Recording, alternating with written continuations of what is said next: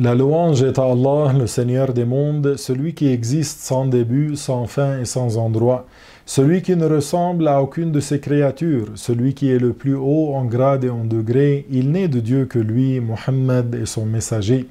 Notre sujet du jour est l'ascension du Messie et certaines précisions importantes. Comment s'est passée son ascension au ciel? Isa, Jésus alayhi salam, était avec 12 de ses compagnons dans une maison, puis il dit: il y a parmi vous qui deviendra mécréant après avoir été musulman. Puis il dit: lequel d'entre vous est-il prêt à recevoir mon apparence, à être tué à ma place et à être mon compagnon au paradis? Un jeune homme se leva, le plus jeune d'entre eux, et dit: moi. Et il lui dit: assis-toi. Puis il répéta la question, et le plus jeune se leva de nouveau, il lui dit: assis-toi. Puis Jésus répéta la même question, et le jeune se leva une troisième fois. Alors Jésus lui dit: ce sera toi. Il reçut donc l'apparence de Jésus alayhi salam. Isa avait été élevé par une lucarne de la maison. Et puis un groupe de mécréants des fils d'Israël était venu saisir le jeune homme. Ils le tuèrent en le crucifiant. Ils tuèrent ce jeune homme musulman, croyant, et ils ont diffusé qu'ils avaient tué le Messie et qu'ils l'avaient crucifié. Certains gens les crurent en cela. Allah Ta'ala dit: وَمَا قَتَلُوهُ وَمَا صَلَبُوهُ وَلَكِنْ شُبِّهَ لَهُمْ. Ce qui signifie: ils ne l'ont ni tué ni crucifié, mais ils furent trompés par la ressemblance.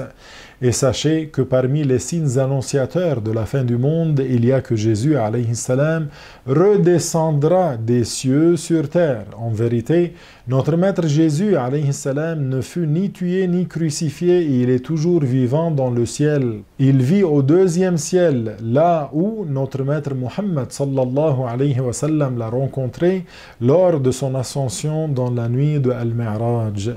Avant le jour du jugement, il descendra sur terre et vivra 40 ans.